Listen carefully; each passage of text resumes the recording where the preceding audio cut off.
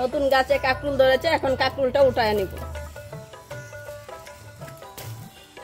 ছোট ছোট অনেকগুলা ধরেছে, আমি এখান থেকে একটা উঠায় নিব। আর ওই পাশে গাছ আছে, ওই পাশে থেকে একটা উঠায় নিব।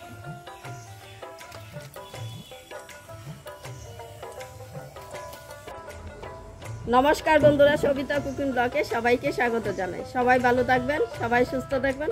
আজকে নিয়ে নিয়েছি অনেক জাতের সবজি। এই সবজিতে আমি চাপা শুটকিতে একটা রেসিপি করব। 5টা থেকে লাস্ট পর্যন্ত ভিডিওটা দেখবেন কিভাবে রান্নাটা করব। এখন আমি সবজিগুলা কেটে নিব।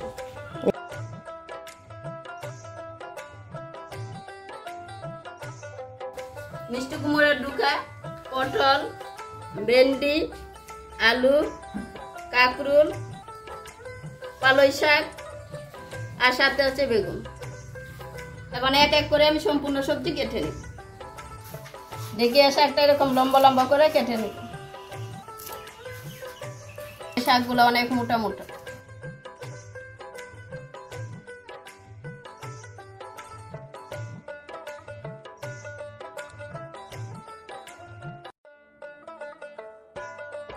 এখন কেটে নিব পটল।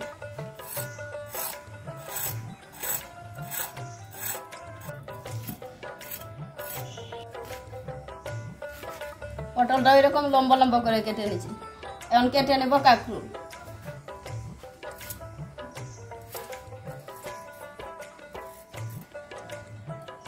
কাকরুলটা অনেক বড় হয়েছে, এখন এরকম মিডিল একটা টুকরা করে নেব, একদম কুমলা কাকরুল।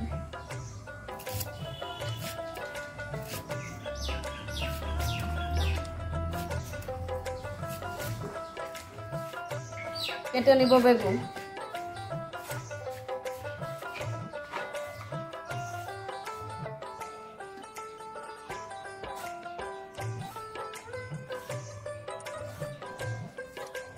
বেগুনটাও লম্বা করে কেটে নিয়েছি।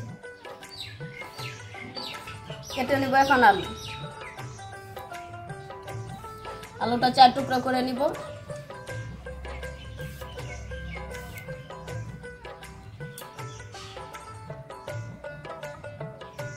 ভেন্ডিটা আমি আগেই ধুয়ে নিয়েছি ভালো করে, এখন আমি কেটে নিব।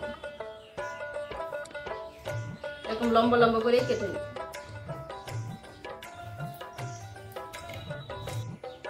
এখন বেটে নিব কয়েকটা কাঁচা লঙ্কা।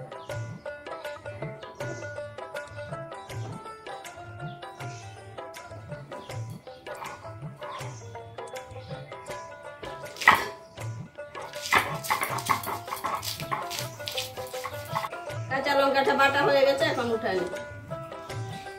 এখন বেটে নিব শুকনো লঙ্কা।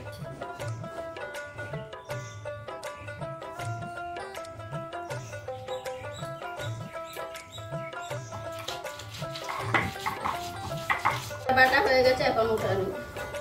এখন রসুন,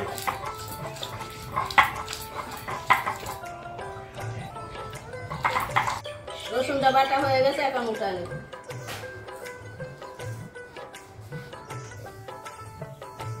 আজকে রান্নাটা আমি তেল ছাড়াই করব। এখন সবজিটা দিয়ে দিব।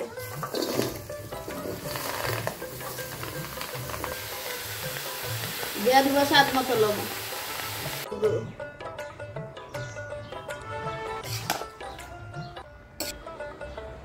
দিয়ে দিব শুকনা লঙ্কা বাটা। দিয়ে দিব কাঁচা লঙ্কা বাটা। সবকিছু একসাথে মিক্স করে নিব। দিয়ে দিব রসুন বাটা। এখন দিয়ে দিব চাপাটা।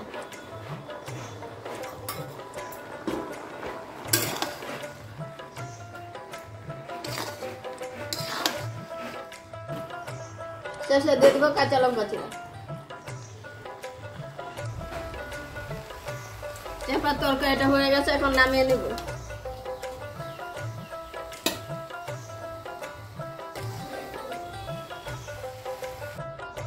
সব সবজি দিয়ে চাপার তরকারিটা তেল ছাড়া তরকারি কেমন হয়েছে যদি ভালো লাগে কমেন্টে জানাবেন, লাইক করবেন, শেয়ার করবেন।